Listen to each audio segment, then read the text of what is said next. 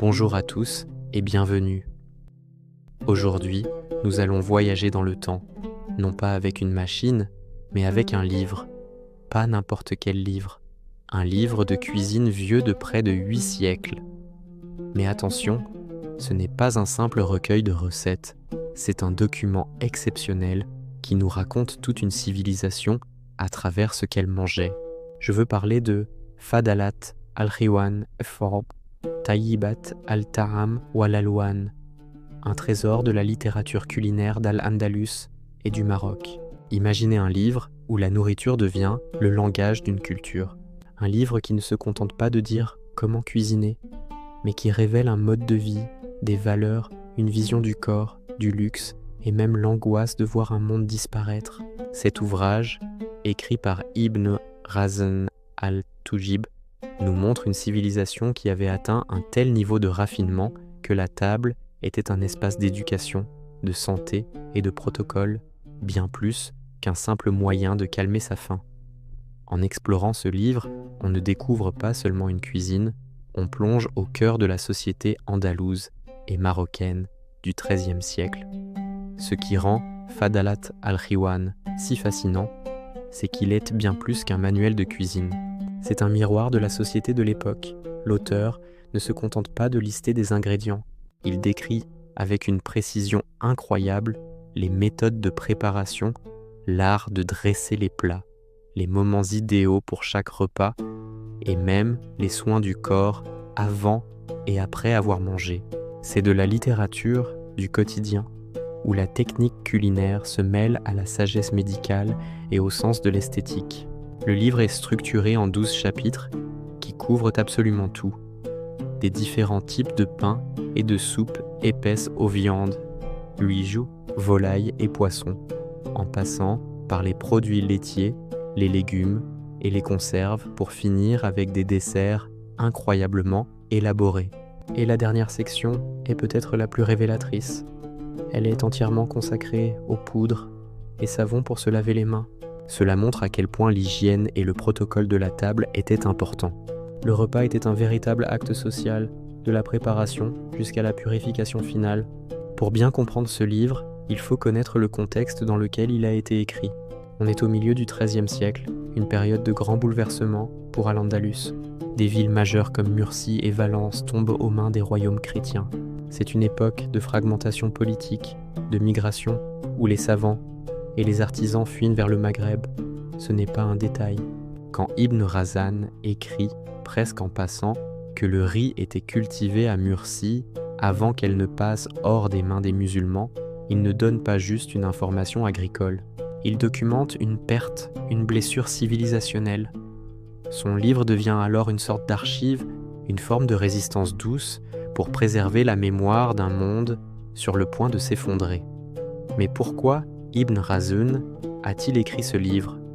Il nous le dit lui-même dans son introduction. Ses objectifs sont multiples et vont bien au-delà de la simple cuisine. D'abord, la santé. À l'époque, on pensait que l'alimentation était la base d'un corps sain. Le livre est donc rempli de conseils médicaux sur l'équilibre des aliments en fonction des saisons, des âges et des tempéraments. Ensuite, la documentation culturelle. Ibn Razan voulait préserver le savoir-faire culinaire andalou et maghrébin qu'il considérait supérieur à celui de l'Orient. Il crée ainsi une véritable identité gastronomique. Enfin, l'innovation. Il compile des recettes originales, inconnues ailleurs, mélangeant le sucré et le salé, les viandes et les fruits, les épices et les parfums. C'est la preuve d'un goût extrêmement raffiné. Qui était cet homme? Ibn Razan al-Tujib. C'était un juriste et un lettré, né dans l'est d'Al-Andalus. Sa formation se ressent dans son style d'écriture, une prose élégante, une organisation très méthodique et un langage précis, presque juridique. Ayant beaucoup voyagé entre l'Andalousie et le Maroc, il a pu observer, comparer et consigner les traditions culinaires des deux rives, nous laissant une œuvre qui est aujourd'hui une référence pour comprendre l'histoire sociale de cette période. Il n'écrivait pas seulement sur la cuisine, il écrivait comme il cuisinait, avec méthode, précision et élégance. Alors, que trouve-t-on concrètement dans ce livre? La richesse est impressionnante. Le premier chapitre est consacré au pain, avec des cuissons au four sous la cendre et aux soupes comme la tarda, un plat à base de pain émietté et de bouillon. Il y a la tarda aux têtes de veau, celle à la viande et aux choux, et même une au lait. On y trouve aussi les premières formes de couscous. La section sur les viandes est la plus riche.